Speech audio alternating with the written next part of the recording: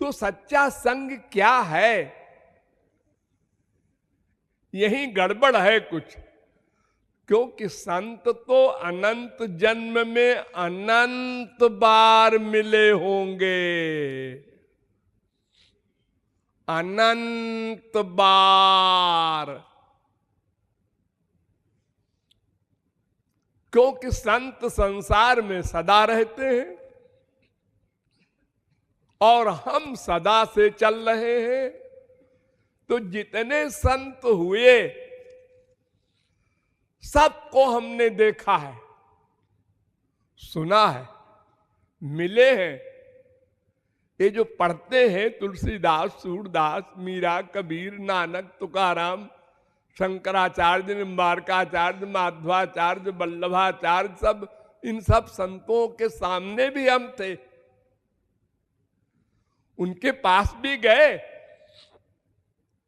उनका लेक्चर वक्चर भी सुना, लेकिन काम नहीं बना। हमने कह दिया तुम संत नहीं हो, संत ने कह दिया तुमने संग नहीं किया। बस। तो संत नहीं मिले कभी, ऐसा तो कहना पागलपन है। अनंत जन्म बीत गए, जब भगवान के अवतार अनंत बार मिल चुके हैं, तो संत क्यों नहीं मिले होंगे भला? लेकिन संग नहीं किया हमने, यही मिस्टेक लग रही है। तीसरी कोई चीज है नहीं। हमारे पास तीन चीज है। एक तो शरीर है, और एक मन है, और एक आत्मा है। इन तीन में किसको संग करना है, ये समझना होगा। तो शास्त्र कहते हैं तीनों को करना है। सर्व समर्पण, सर्व, या ही सर्वात्म भावेन। जो कुछ तुम्हारे पास है सब समर्पित करो। गंदा गंदा है, ठीक है, गंदा ही अर्पित करो। भगवान नहीं कहते कि तुम गोलोक से सामान लाकर हमको दो। तुम्हारे पास जो कुछ है उसका पूर्ण समर्पण करो, पूर्ण संग करो। और इन तीनों में सबसे प्रमुख है अंतःकरण। अंतःकरण, अंतःकरण के दो रूप हैं, एक मन, एक बुद्धि। वैसे अद्वैती चार कहते हैं, लेकिन वो इंपॉर्टेंट नहीं। भगवान ने गीता में दो ही कहा है, मैं ये वो मन आधत्सो मैं बुद्धि निवेशय। अर्जुन, तू मन भी मुझको दे दे, बुद्धि भी मुझको दे दे। अर्जुन ने कहा मन ही एक है, ये मन और बुद्धि दो चीज मांगते हैं। हाँ हाँ, है तो एक ही मन, लेकिन उस मन के दो रूप हैं। संकल्प विकल्प करता है मन, और डिसीजन लेती है बुद्धि, निश्चय करती है बुद्धि। जो बुद्धि कहेगी मन को वो करना पड़ेगा, करना पड़ेगा। नोट करो स्वर्ण अक्षरों में। तुम लोग कहते हो मन नहीं लगता, मन नहीं कर रहा है, मन कर रहा है सो जाएं, मन कर रहा है यहां से चले जाएं। ठीक है, कर रहा होगा मन, मान लिया। लेकिन तुम्हारे पास जो बुद्धि है भगवान ने दी है, उससे मन को गवर्न करना है तुमको। देखो, एक छोटा सा बच्चा 5 साल का स्कूल जा रहा है, रास्ते में गरम गरम जलेबी देखता है, मुंह में पानी आ जाता है, गरम जलेबी खाना चाहिए, लेकिन जेब में पैसा नहीं है। अरे नहीं है तो क्या हुआ, उठा ले। अरे नहीं, पिट जाएगा, चल चल सीधे स्कूल। वो देखता जाता है जलेबी को और चलता जाता है बेचारा। मन पर कंट्रोल कर लिया उसने, वरना मन से कह देता है, हाथ से कह दे उठा ले जलेबी। ऑर्डर नहीं कर सका हाथ को। तो हम लोग संसार में जितने वर्क करते हैं उसमें कुछ वर्क होते हैं मन से, बाकी सब होते हैं बेमनी के। दिन भर आप काम करते हैं संसार में, सब एक्टिंग, बनावट, शो, दिखावा, बेमनी से। किसी को घर में आने पर आप स्वागत करते हैं बेमनी से। यानी आपका 99.9% वर्क बेमनी से होता है। लेकिन चूंकि मन आपका सर्वेंट है, जो बुद्धि ने कहा वो मन करता है, करना पड़ेगा। मन बगावत नहीं कर सकता। तो इतनी बड़ी भगवान ने आपको पावर दी है बुद्धि की, उससे मन पर कंट्रोल करो। हम वहां हार जाते हैं। बुद्धि के अनुसार मन को चलाओ, मन के अनुसार बुद्धि को न चलाओ। तो बुद्धि ने हमको अनंत जन्म में महापुरुषों का संग नहीं करने दिया। बुद्धि ने हम बीए पास हैं, एमए पास हैं, पीएचडी हैं, हम बूढ़े हो गए, हमारे सफेद बाल ऐसे नहीं हो गए हैं, हम बड़ी दुनिया देखे हैं, बड़ा एक्सपीरियंस है, ऐसे हम कैसे तुलसीदास सूरदास को संत मान ले? ये ऐसे क्यों बैठते हैं, ऐसे क्यों खड़े होते हैं, ऐसे कपड़े क्यों पहनते हैं, ऐसे क्यों बोलते हैं? लो हमेशा हमने यही किया, भगवान को नहीं छोड़ा, संतों को क्या छोड़ेंगे? ये संत महात्मा और भगवान, ये सब शास्त्र वेद कहते हैं कि भगवान या संत जिस पर कृपा करते हैं उसका संसार छीन लेते हैं। जमहम अनुगृह्णामि हरिष्ये तद्धनम शनैः। जिस पर कृपा करते हैं उसका संसार छीन लेते हैं। ये बात समझ में नहीं आती थी। हम तो ये समझते हैं जिस पर भगवान और संत कृपा करते हैं उसको अरबपति बना देते हैं। बेटा नहीं है तो बेटा दे देते हैं, मां नहीं है तो मां दे देते हैं, बाप नहीं है तो कचहरी में बाप दे देते हैं।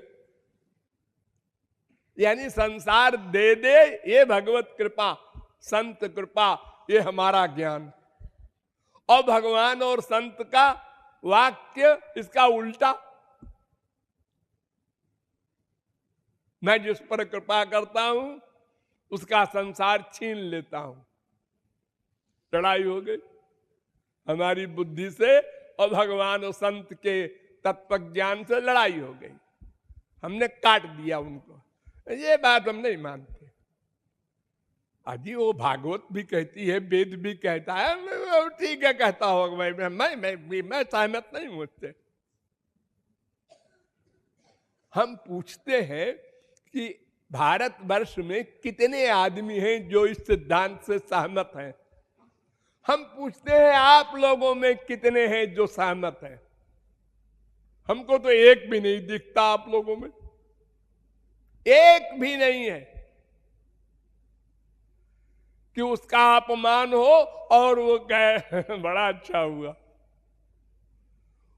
उसको बीमारी हो और वह कहे बड़ी भगवत कृपा हुई, उसका सामान खो जाए बड़ी भगवत कृपा हुई, उसका बाप मर जाए बड़ा अच्छा हुआ, उसका पति मर जाए बड़ा बहुत अच्छी भगवत कृपा हुई। ये बोलने वाले की हिम्मत है कोई? तो बस ये बुद्धि गड़बड़ है आपकी बुद्धि, वो संग नहीं होने देती संत का, संत के और शास्त्र के और भगवान के सिद्धांत से टकरा जाती है ये नहीं मानते हैं। मुंह से न बोलो भले ही, अंदर से बुद्धि कह देती है ये बात तो जमी नहीं, कुछ जमी नहीं। तो फिर संग कहां आप कर रहे हैं? संग का मतलब तो ये है 100% अंदर से फीलिंग में स्वीकार करें, वो संग है। एक डांट लगाया गुरु ने, आज बड़ी कृपा हो गई गुरु जी की, डांटा है मुझको। ये फील करने वाले आप लोगों में कई आदमी हैं? सोचिए अकेले में आप लोग, आपकी बुद्धि का क्या हाल है? Mood off,